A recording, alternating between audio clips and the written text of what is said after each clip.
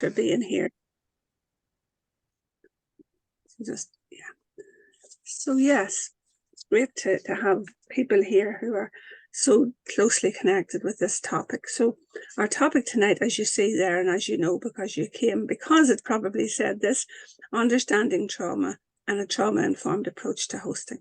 So we'll go straight in and go through the content of this. I know some people will be leaving before it's over, and that's absolutely understandable. And it will be available to you at a later stage. So the recording is on. Okay, so just beginning with these two words, unimaginable horrors, and some figures. So since they started collecting information, people started coming to Ireland in March 2022, up until last month, there has been around about coming up to 10,000 civilian casualties, and of those, 554 were children.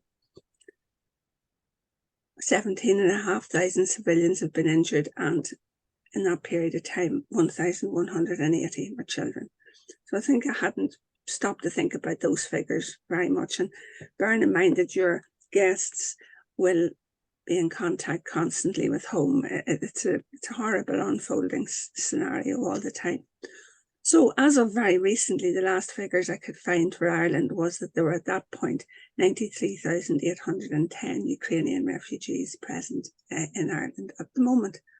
So that's a round figure. You could round that up a little bit probably since the start of October. Okay, so starting off with the trauma symptoms that we would expect to see. So many of them will, of course, there's those words again, will have witnessed unimaginable horrors at first hand. For others, awful things will have happened back home to their loved ones in their local areas since they left Ukraine some time back. They're all living with the traumatic impact of leaving behind their family members, lifelong friends, homes, jobs, and everything that they've worked for over all the years, and their families before them. So for us, looking at this, I suppose it is one of the pictures from one of the Ukrainian cities. It's not just any ruined area. They have lost everything. In some cases, they've lost everything they knew, certainly, and in many cases, everything they owned has been compromised or destroyed at this stage. So they haven't got a normality to go back to whenever it eventually ends.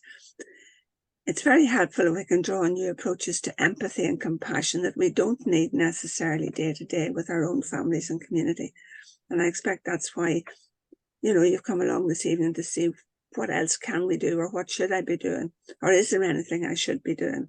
And that's hopefully what we'll find out, or some of the things we'll find out. I'd say this is fairly common knowledge, but we'll go through it anyway. So signs of serious trauma: the person is having nightmares, the person is having flashbacks possibly. And the evidence for that might be that they have a sudden impulse to rush away and hide. They might have a look that just shows that they're not present, in their body almost. A look on their face, they're just frozen to the spot. Or something which has been said or has happened or they've seen or heard might make them, I suppose, mute, in the sense they can neither speak nor move. And you may have experienced that with some of your guests at some stage since they arrive, that they can be traumatized, freshly traumatized while they're with you by something that they maybe don't even understand themselves, and that these are the impacts it would have. Irritability, being snappy, easily stressed. Those are just go with the territory. Avoiding social contact, withdrawing from activity, and appearing zoned out. Now, we could interpret some of those, especially those last three, as just them being a bit strange and not wanting to mix with us, or not wanting to mix with the local community, or do all the lovely things we could suggest for them to do. We have to remember that they may not be able to, because they're still in a survival state from trauma that they've experienced, which wouldn't be at all surprising. If you've newly arrived guests, and all of you will have had newly arrived guests at some point, and some of you may have recently arrived guests, I'm not sure, but just a few thoughts about that. Bear in mind, when people come for the first time, they're going to be in the immediate aftermath of the trauma they have just come from. And there would be a temptation to have lovely things prepared for them to do, ideas for them to do, I mean, I'm talking about day one here when they arrive. You think, we think we know what it would be like to get nicely settled in. Generally, the advice would be just check what they would like to do first, and don't worry about what you might have planned. Let them tell you what they want to do, if that's possible, language-wise, which it should be, with the support of something like Google Translate. But they may just want a cup of tea, or they might actually be more concerned about where the Wi-Fi is or what the Wi-Fi password is, because the first thing they want to do is get in touch with somebody back at home to say they've arrived. So we don't know what they need or want first. So I think from the word go, I'm saying give them choices and let them decide what they want to do at a particular moment, because all of that begins to help them with their trauma, funny enough, because they begin to feel that they have not just permission, but they actually have, it's been recognized that they have the capacity to make decisions for themselves. They may say, I don't mind, whatever you want, but it would be good to check first. So then, secondly, ensure that they can, and this is obvious and lots of good help with this, ensure that they can get in contact with local agencies providing support to Ukrainian refugees. That's basic at this point. All those services and links and connections are available. And of course, help them to get familiar with the local area. It may be a rural area, or it may be a village, or it may be a city area, whatever it is. Make sure that they can go out and about themselves pretty quickly, but they know where things are, basic things that they're going to need. So yeah, common sense in those cases. They're well able to do things. They may be traumatized, but it will help with their trauma if we trust them to go and do some things on their own when they arrive first, if they're able to. Now, there's a bit of sciencey stuff coming up here, some biology, but that's only because it's very important biology. The heading, of course, is there. Predictability restores safety. Some parts of the nervous system of the victims of trauma don't realise that they're in a safe place. So while the person themselves may realise they're in a safe place, parts of their nervous system haven't caught up, I suppose, is one way of talking about it. Their internal alarm system is always on high alert for certain triggers, ready to take action when the next disaster happens. So the little package of neurons on the left of the screen is just a very, very, very much enlarged close-up of those two little areas inside the middle part of the brain, the lower part of the brain, the limbic system, called the amygdala. There's two of them, hence it's plural. So the amygdala, the processing center for emotions, and we'll be coming back to talking about that later, but just thought if we had that image now, it's about level with your eyes. You can see in the middle of your brain, the lower part of your brain. And they're very important. They are absolutely crucial to how we respond to sudden events, especially if we're already traumatized.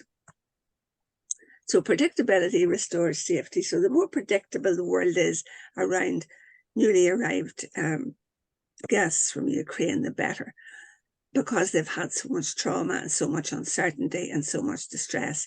And they will continue to be distressed by the news of ongoing disasters and more bad news from home.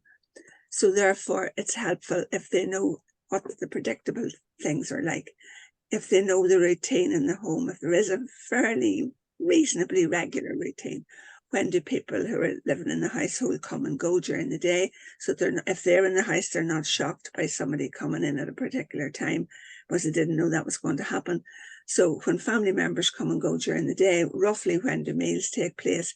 They may not want to eat with you, but it's good to know when you are going to be there having your meals, and other regular events take place. Now, I know some of you are so experienced with your guests that this is very, very basic, but I'm trying to place this in the context of what makes an environment that helps people with serious trauma begin to relax a little bit and feel a little bit less on edge.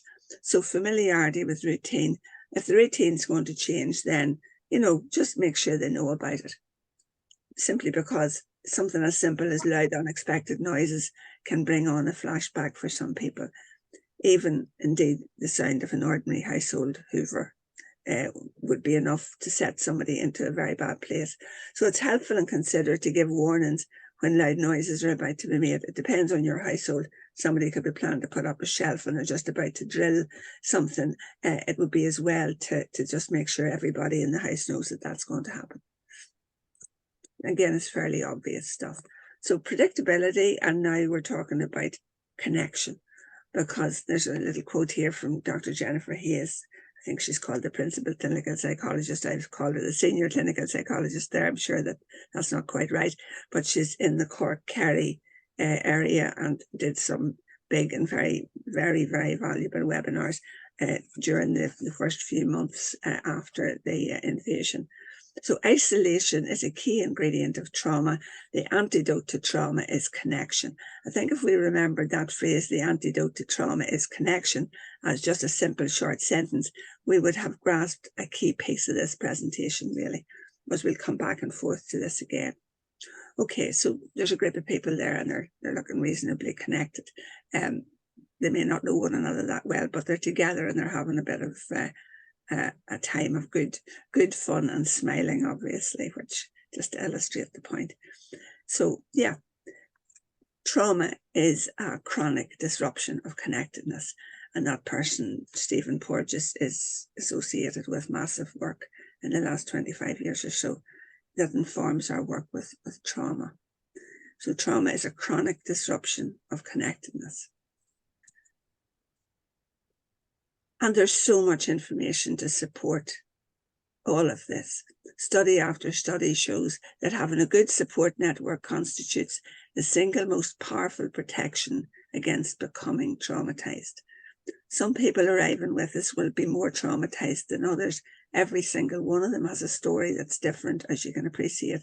Some of them were more trauma-proof than others when this happened back in 2022, in February 2022. Some people are, in other words, in a much worse place than others, depending.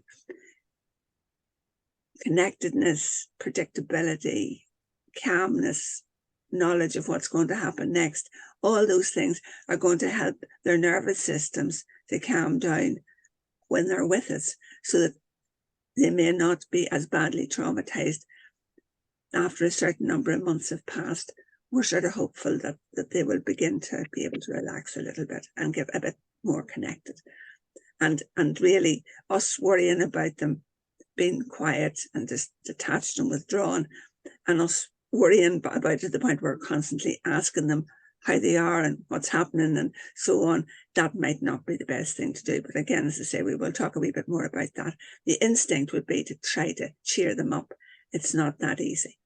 So this man here, again, is a name that you'll see coming up when you get the recording.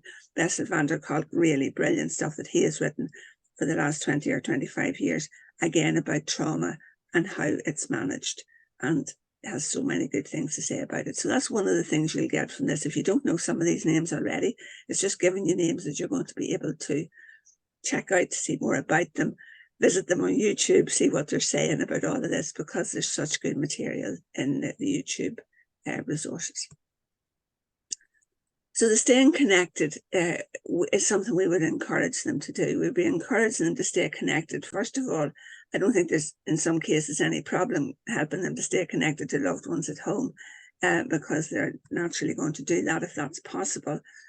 And then also with new people in the local area that they might be meeting through part-time jobs they might have, or some local activities that they're going out to. And I do appreciate some of them are not able to go out, or would be able physically to go out, but are not able to mentally to face up to going out, and that's understandable too.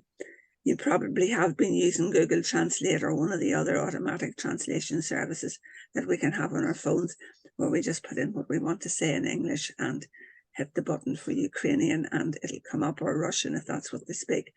And you'll be able to say simple sentences to them, and they will hopefully be able to come back to us. So that in that way, at least, if their English is not good enough, we can build up some sort of knowledge of them and what they like and what they don't like, and how they're doing today, type of thing. So again, I would say speaking to the converted there, but this might be of use to people who have not started hosting yet, and are in the position where they're waiting to begin.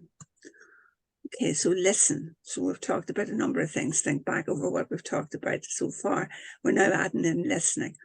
And listening is something that we spend quite a bit of time training our counsellors to do properly, so that we're some people who know me will say, oh no, she's saying the thing about questioning again, but that is a very fully recognised thing not to be doing. We listen and we track their feelings. You track empathically what they're talking about, if they're using feelings words. So if you are trying to have a fruitful conversation and they're prepared to talk, then there's no need to ask any questions. In fact, it could be harmful to ask questions, because you might be tempted to ask questions that would bring them to talk about things that could actually trigger them. So questioning isn't helpful. That's just a given, and what's written about this area already since this situation began would stress that. So what we're doing is sitting with the pain that they're in. It can be tempting to silence them by saying things that invalidate what they're feeling. It's the sort of things that people will say sometimes with the best will in the world, but they'll say things like, well, weren't you lucky that got out of there? Or, well, it could have been worse. And these phrases that we wish we hadn't said as soon as we've said them. So just sitting with how difficult it is, saying a little bit, but tracking what they're saying and letting them talk if they want to talk, and letting them sit quietly with you if they don't want to. And in that way, you're being a witness to what they've come through and are still going through.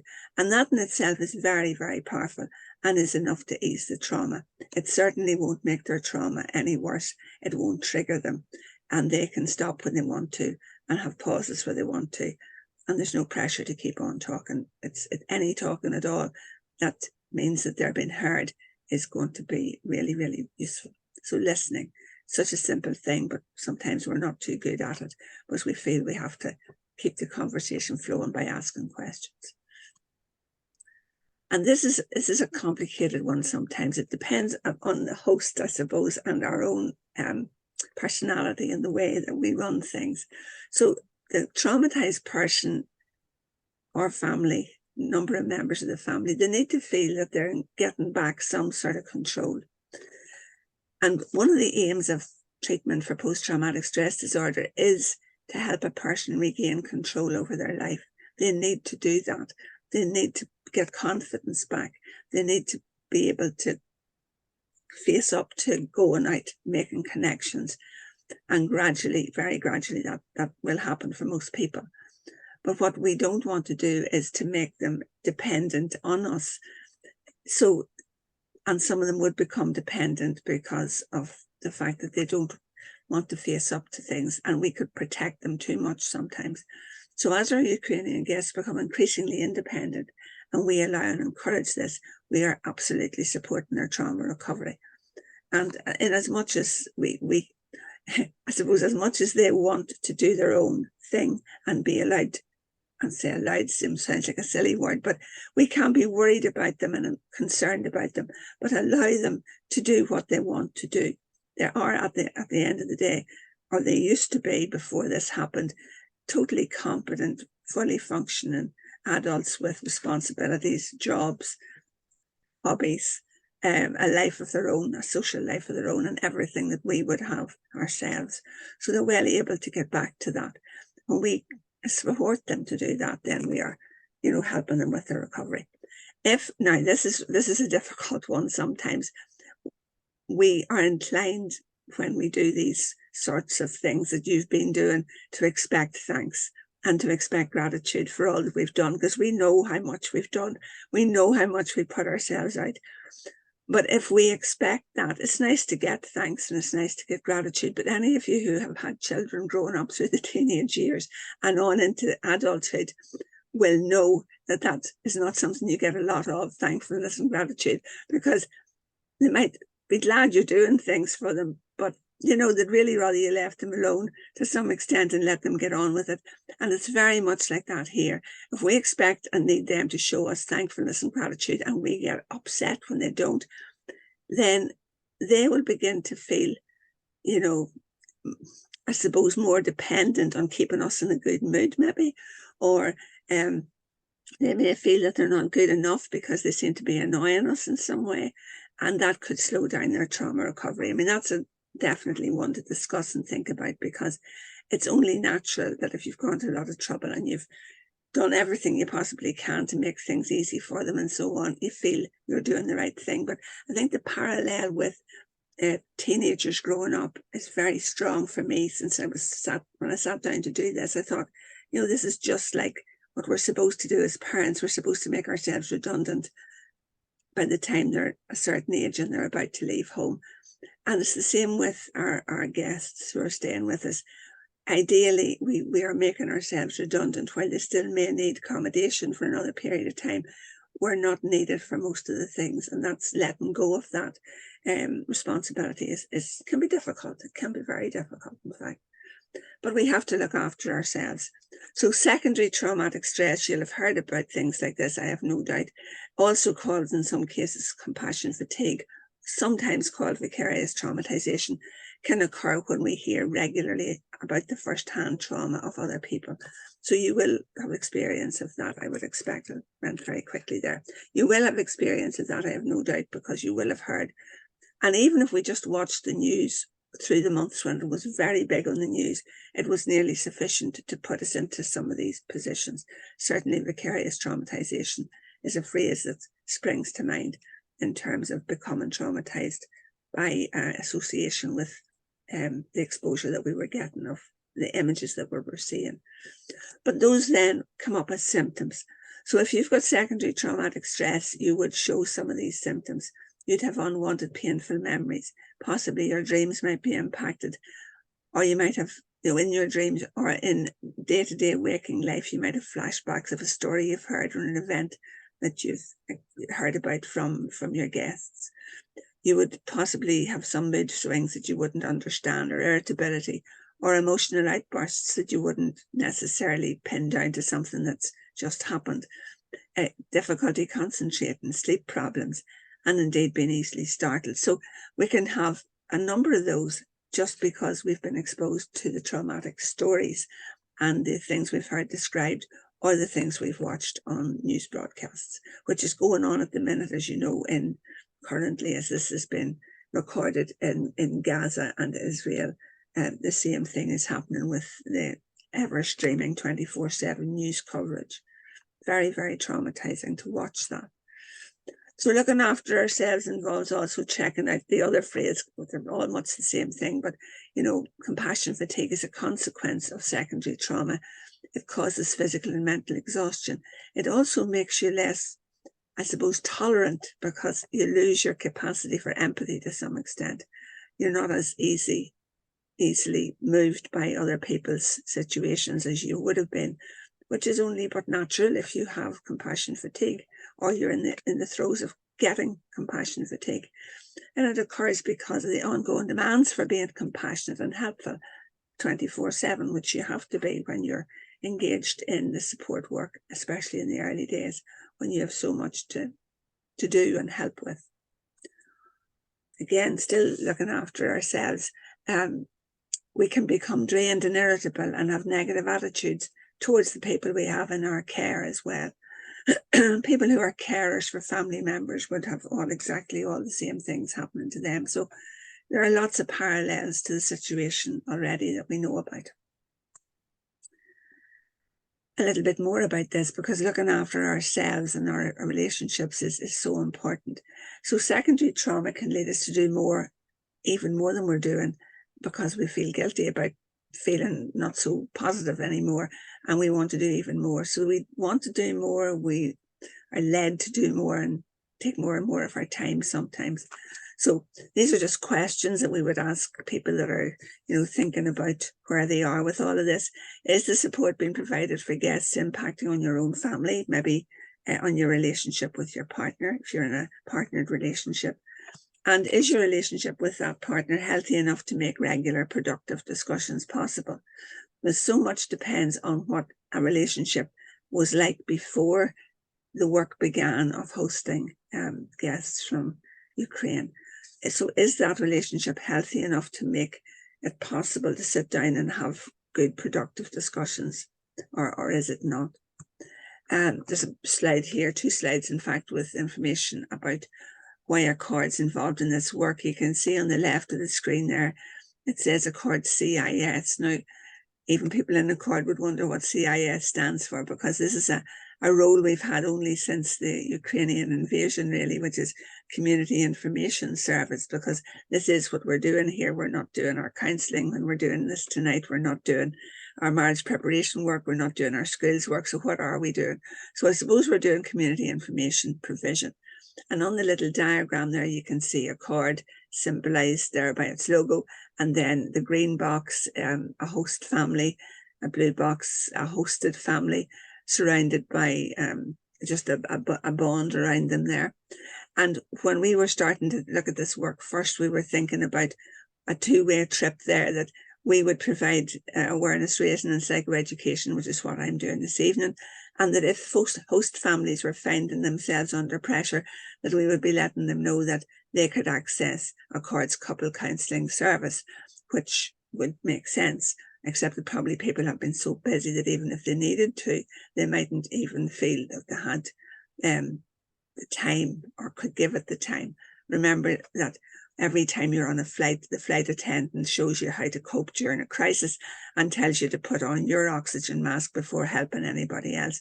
So I think this is the same thing, isn't it? We need to look after ourselves. So if that is something that you, yourselves or others need support with, looking after yourselves in terms of your relationship well-being, well, obviously you know that we're easy to find. So when members of host families and hosted families seek our help, then we've already done some additional trauma awareness training with a variety of our counsellors, and we will be able to continue to do that if that's needed.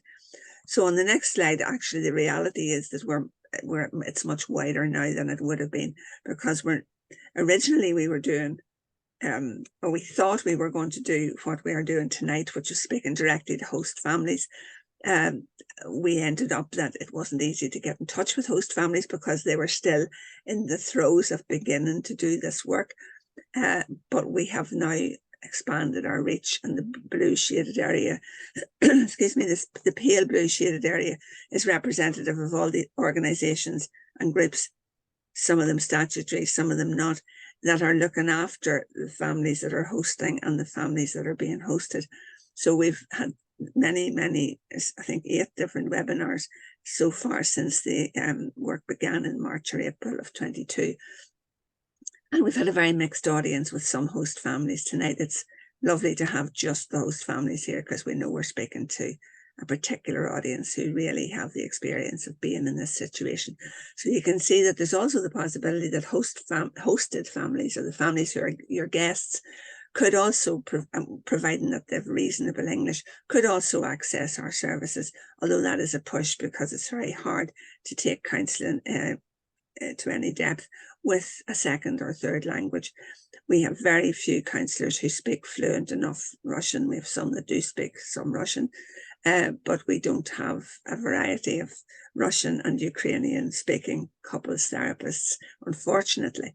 But we can do what we can, and that's what we're prepared to do. So you can see on the diagram what we're doing. So yeah, so that's what we're doing, reaching out to a wider audience than we did, or we thought we would be reaching out to at the start. Okay, so what's a healthy relationship look like? Very quickly, I want to go through this and just throw up some thoughts. So in a healthy relationship, both people would be striving for plenty of knowledge of themselves.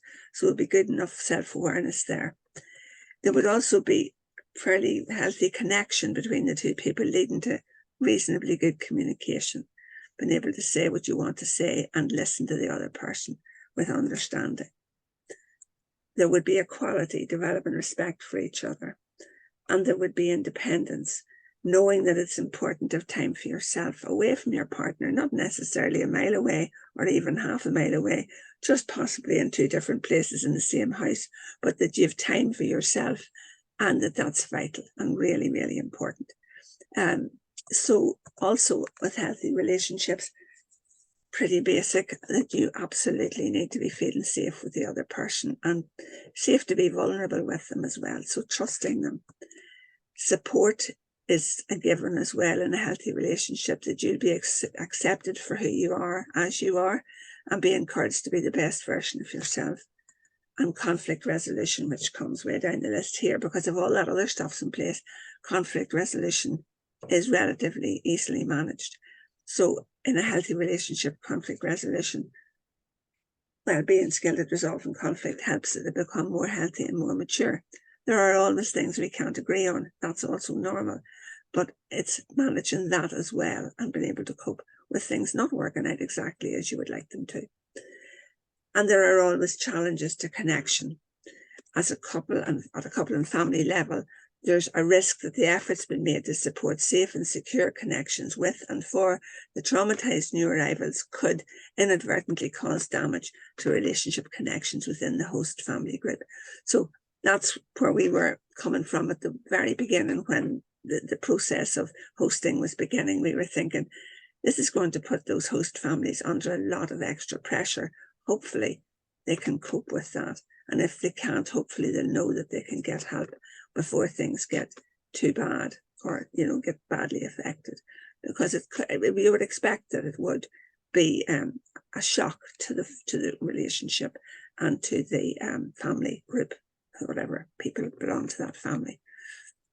So much depends on the health of the relationships before the new challenges happen.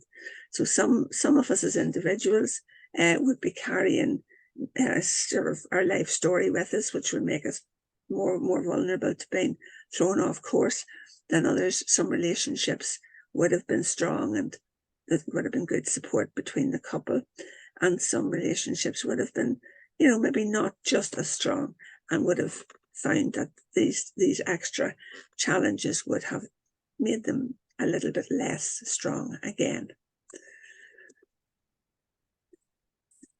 Just to say, what happens if it's low-level couple connection? So in the absence of a pre-existing close couple relationship, the safety and reassurance needed to cope with these setbacks will not be readily available.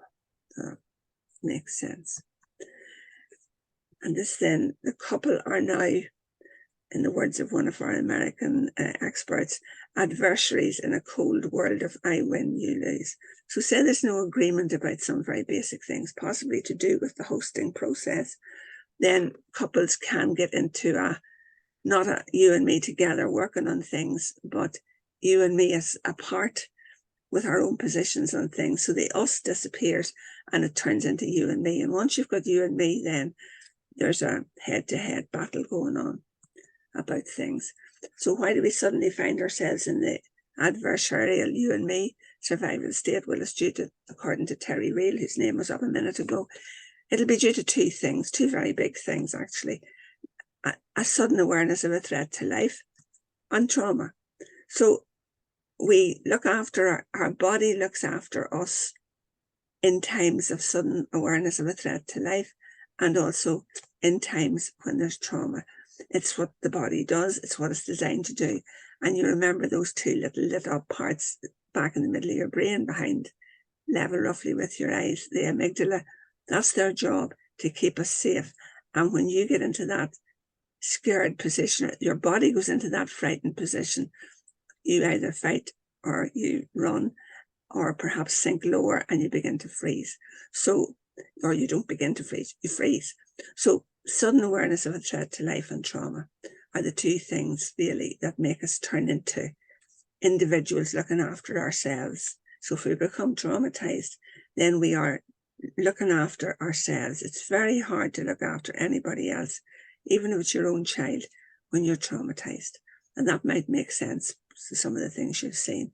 When you think that parent is not looking after that child, that parent has no choice in what's happening in many cases because they're so traumatized that their body is looking after them in a way that prevents them from being able to think about anybody else, even though that's hard to imagine. So trauma pulls you into survival mode. The more trauma you sustained as a child, the more compelling you and me becomes. So we all come with a preloaded amount of trauma that we've experienced since we were born, and that is going to impact us as hosts. It also impacts the guests who have their own stories to tell before the invasion happened or the previous invasions in 2014 and the general melee that has been going on in parts of Ukraine for decades. So they come with their own stories, and that makes them, some of them, much more vulnerable than others, when we don't know their story really. We just know they're here, and they're not maybe coming along as well as the host family tell us about their guests down the road, you know. So we're going to move from all the things that are to do with what we need to be doing with our guests and what we're going to be doing, but what's best practice for working with our guests, into some general psychoeducation. I'm just going to keep moving on with this because I don't want people who want to leave the call having a gap now at this point. If you have thoughts about what you want to talk about and you're going off the call, you can still put things in the chat and your name will be associated with that if there's something you want particularly to talk about. So a wee bit of psychoeducation coming up. So a bit more, I suppose there's a book there for a reason. It's a bit more of the theory behind what we've been looking at, which is sometimes useful, if only to help you what to know about, with things to look up for yourselves. Some psychoeducation. So what is psychoeducation? First of all, it's learning about and understanding mental health and well-being. Mostly that's what we mean when we say a bit of psychoeducation. We do it all the time with our clients in our couple therapy sessions, because there's an awful lot of this is very much the same as what we have to do with couples who are in a bad place when they come for couple therapy. Okay, so what is trauma? Well, some people say it's simple definition, an emotional response to a terrible event. That's a fairly simple, but not maybe that good description. This would go with it, you know. Well, I believe trauma to be an emotional response to a terrible event, and immediately after that, people are shocked and there's denial and there's long-term reactions and unpredictable emotions and flashbacks and strained relationships. So people are inclined to think they are not they haven't experienced trauma unless they have had a terrible event. It's not as simple as that, of course. Why would it be? So actually trauma can happen day to day in what appear to be simple enough interpersonal experiences. And we've got to remember that as well. So that name came up before, Bessel van der Kolk, and he says trauma is actually not an unusual experience at all. It's not big events that have happened necessarily. We could still be quite traumatized in ourselves. So moving from connection to protection. Trauma, which might be thought of as what happens to a person where there's too much of something too soon, too much for too long, or not enough for too long, creates an autonomic demand that shapes the system away from connection to protection. Now, autonomic's a word I didn't use before. It's just part of the nervous system. It's called the autonomic nervous system. It's the part, you know, since we came onto the call, we've all remembered to breathe. Our hearts have kept beating. I take it mine has, and I'm sure yours has too. We've been continuing to breathe. Our hearts have been beating. Our systems have been running along. If we've eaten some food before we came on the call, our body's busy digesting it. So the autonomic nervous system is literally that. It's on automatic, carrying on all the main things we needed to do. But our autonomic nervous system is built around that, in that it is things we don't have any control over, really. Except one thing, breathing does help us to control parts of our autonomic system, interestingly enough. And some of you would probably know loads about that because you know all about being mindful and breathing properly and possibly doing yoga practice or whatever. You know that you can manage parts of your body responses.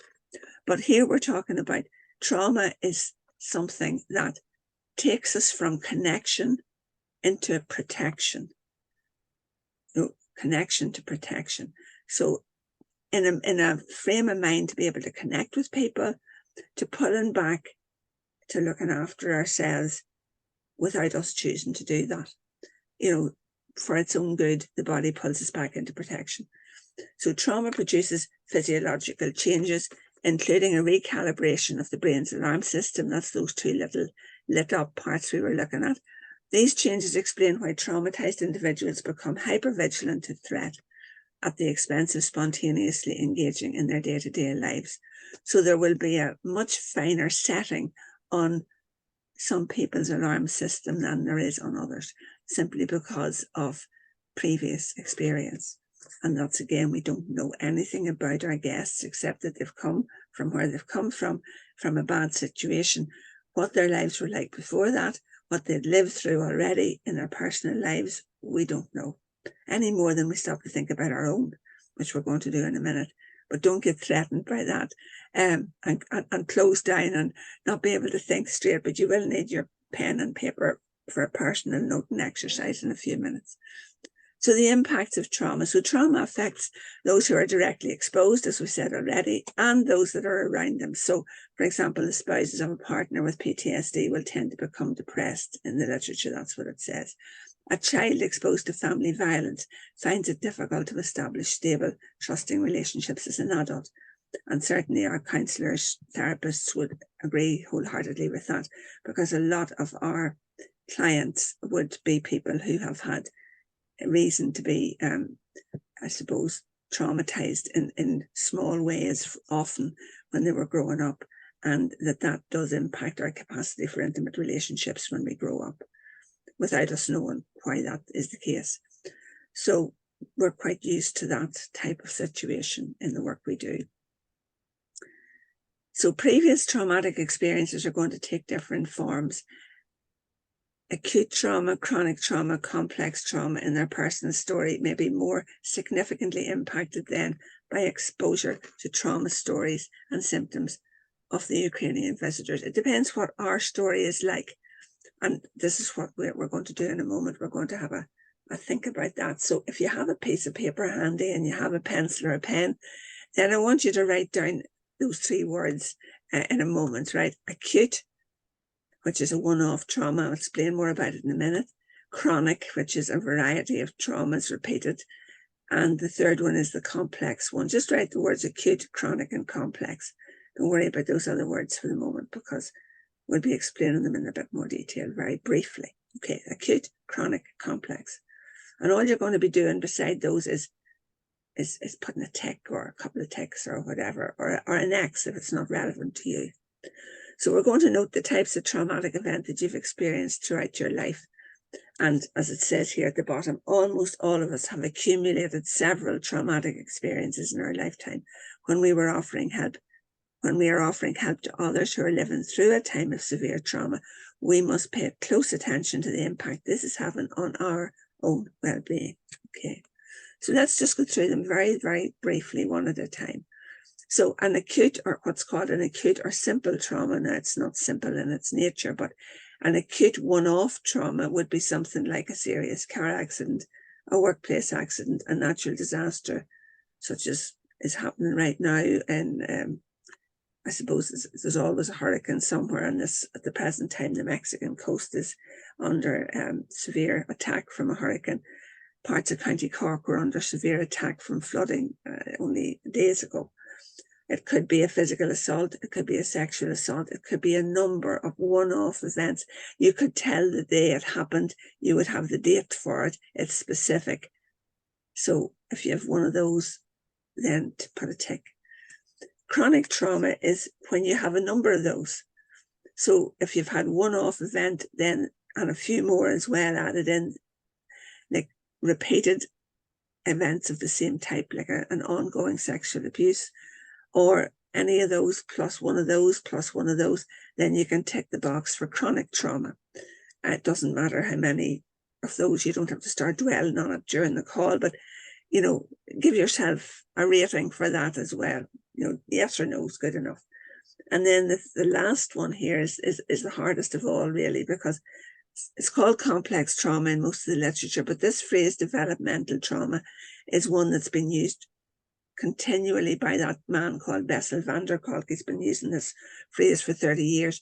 And it's where you have a very different type of trauma. I think the most important word on the screen there is interpersonal, but there are three very particular criteria.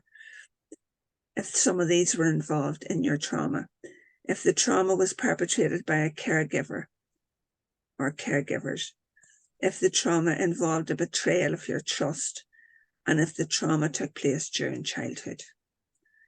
So for some of us, there will be a tick beside that, sadly, but that's something hopefully you have done some work on before now. If in the event that you haven't, well, maybe tonight's call is just a little bit of a serious reminder to look after yourself, because we absolutely have to do that to free ourselves up from the impacts. So those 3 types of trauma, that's your information. Hold on to it, make decisions about dwelling on it, sharing that piece of information with other people if you want to or need to. And I'm just going to put the same slide up that we had at the beginning of this as a reminder. So complex developmental trauma has a profound effect on child development. Let's keep the focus on our guests here. We have no idea what their life has been like before they came to be with us, unless they've told us, or unless they've had some sort of a serious meltdown or loss of control, or have gone into a complete decline because something has triggered old memories that really aren't to do with the current situation in Ukraine, but have to do with other associated things. We just don't know, because they're, like ourselves, liable to have a payload of different sorts of trauma already. We near 80-something% of the Irish population would have quite a few ticks in those boxes. That research has shown that in the last 5 or 6 years. Okay, so there's a background of trauma. So that's just the same slide again, just to remind us what we were doing. A bit of personal noting. What trauma do I have? Have I been dealing with it? Do I know did I realise I had it so much? Or maybe I'm very fortunate, I don't have hardly any of that. And that's fair enough. So it's a stock taking exercise, but it is a seriously important one. Okay, something to say about trauma. We do not remember trauma, we relive trauma. A person triggered by overwhelming shock may spring into fight or flight mode, maybe jump up and leave the room without any warning. And we wonder what happened to him or her, what's wrong with them. But always think, don't think never think what's wrong with that person. Say, I wonder what happened. Always think about what happened to make them do what they did, not what's wrong with them, because that sounds like there is something wrong with them. In fact, our body's taken them off into another place without their permission almost. Okay, so most of us don't reenact the experience of the trauma, but we do act out the coping strategy that we evolved to deal with it. So say, for example, someone had been exposed to parental domestic violence between parents growing up.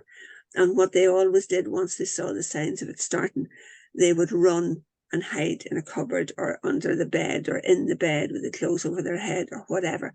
So the coping strategy is the running away and hiding. So the intensity of the emotions mightn't be what they show, but they might show the running away and hiding and being afraid to come out of the room.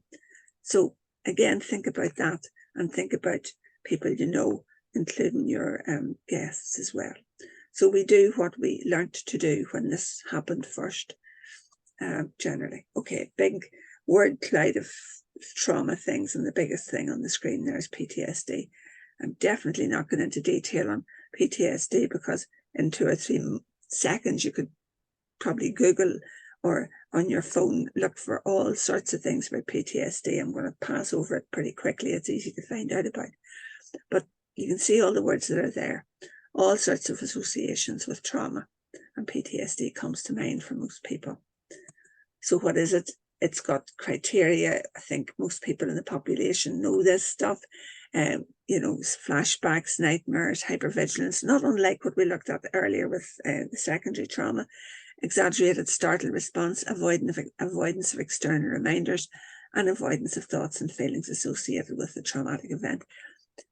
Perfectly normal behaviour in the aftermath of a bereavement, perfectly normal behaviour in the aftermath of a number of types of life event, but persisting over a long period of time based on a number of possibilities or a combination of possibilities, then the criteria for giving it a full diagnosis of PTSD would require a psychiatrist or a psychologist to spend time with the person and work out whether they have a normal reaction to something or whether it's actually now become PTSD.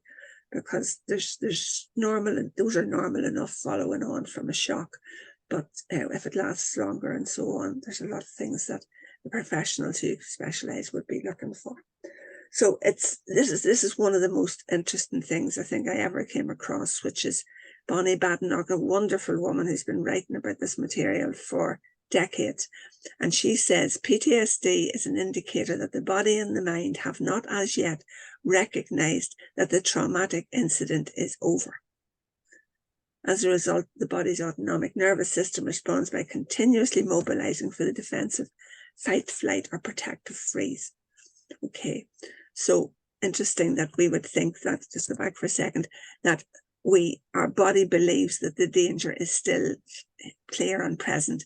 It doesn't realize, because it was so upset at the time, that our memory didn't record that it was over. We missed that bit wasn't recorded, and we still think it's happening. So we get back straight into it again when we're triggered. If connection is the antidote to trauma, then opportunities to connect have to be created if trauma wounds have a chance to heal. So that's connection coming up again.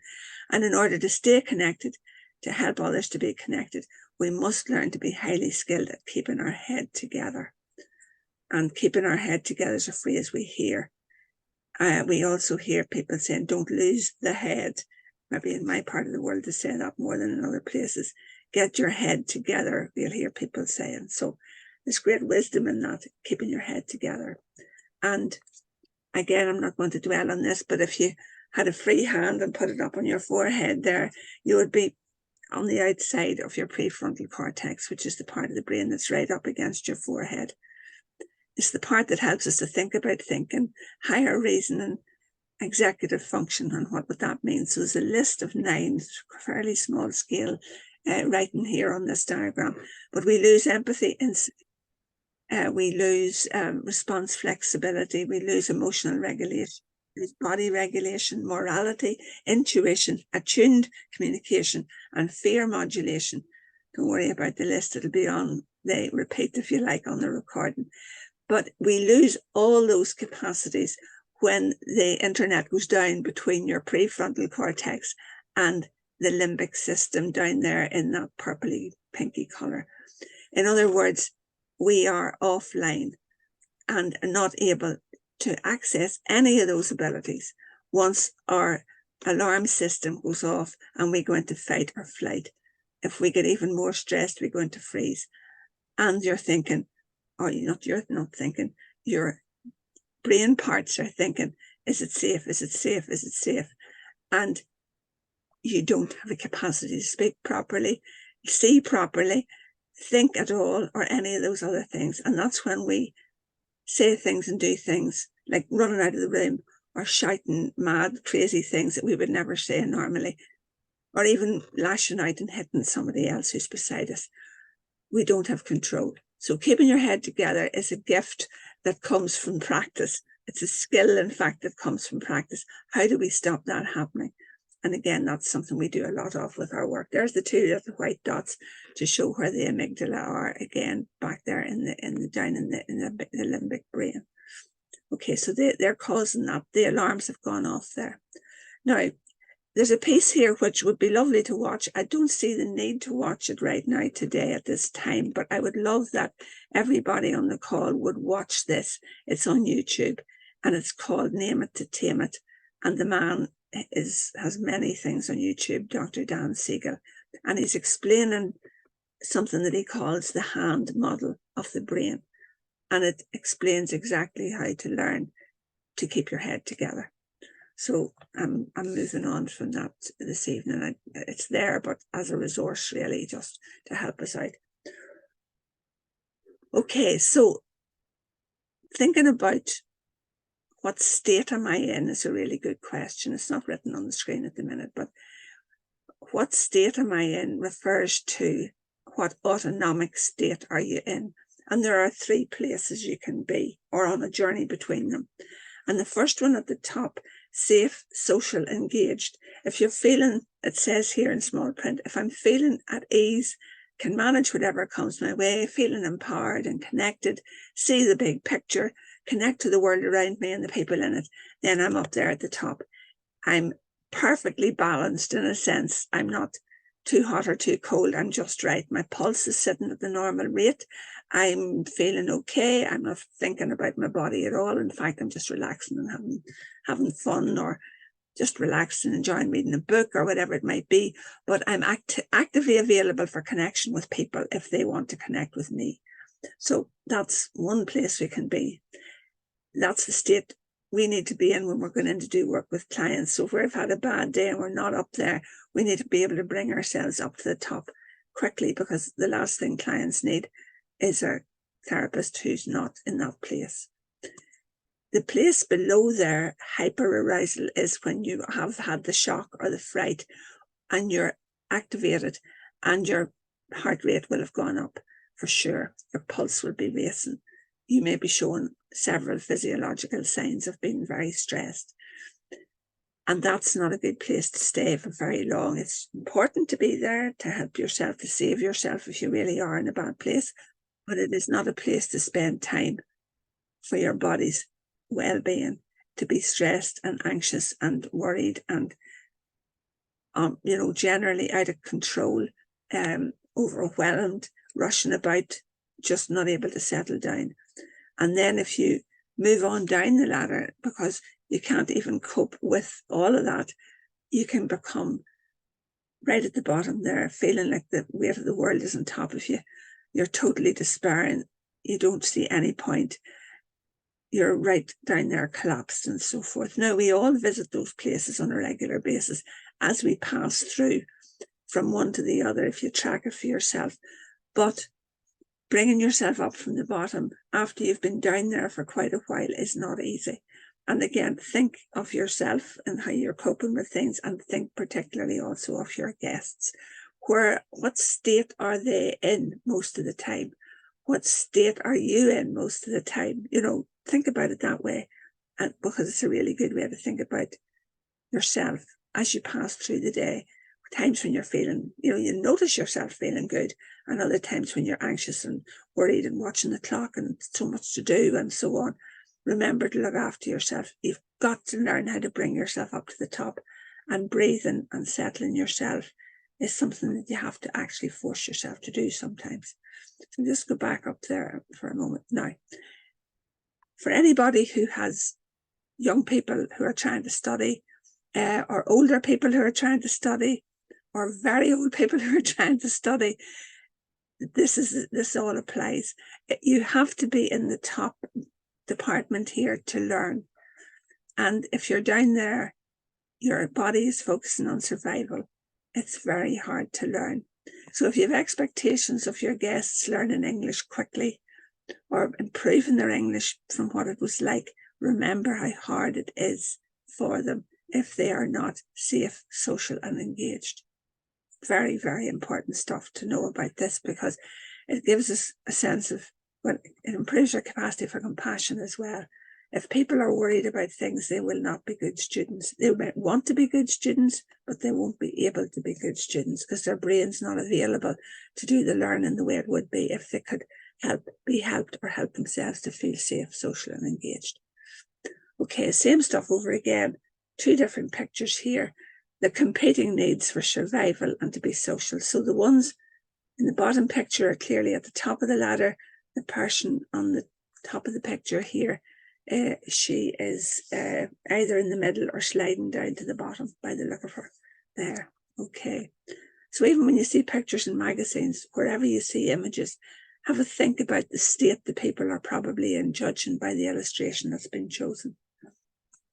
Okay, keep an eye out for those who are not getting over things and link them to appropriate support. Now, right back in April, just a couple of months after the invasion, again from that seminar or webinar that Jennifer Hayes did, that was one of the key things that she was saying. Just keep an eye out for the people who are not recovering naturally, because, they will need extra support. And of course, they're going to need the support that they can get from mental health services and the signposting that you will get from your Helping Irish hosts and all of the information that's available through these services. So don't, if you're observing that things that are not apparently okay and not getting any better, you're the best placed people to see that there's no improvement, because you're living with them side by side. And a couple of things to say at the end. Stephen Porges, the scientist that started all this talk about certain things about trauma in the late 90s, the body will reorganize when it feels.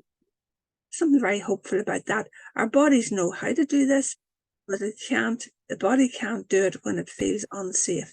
Survival mode locks us down. Dana, we're wired for connection. Our nervous systems are social structures that find balance and stability in relationship with others. We cannot overestimate the power of connection and the ability to regulate ourselves in the presence of other people. And when we're traumatized, we can't do that. And when there's an ongoing disruption of connection, we often reach out in desperation before retreating into despair. So that's the slipping down to the bad place. And it really does need professional support sometimes, or maybe all the time. If somebody stays down in that place for, day after day, then they're not going to be able to pull themselves out of it. And that's just there for the sake of it, just to remind you about the wee ladder. If you put in Dana's name and the word ladder, that picture will pop up for you, I'm quite sure, in Google Images, if you would like one of your own to remind you about it. And that's it from me. And I'm going to ask that we would finish the recording at that point.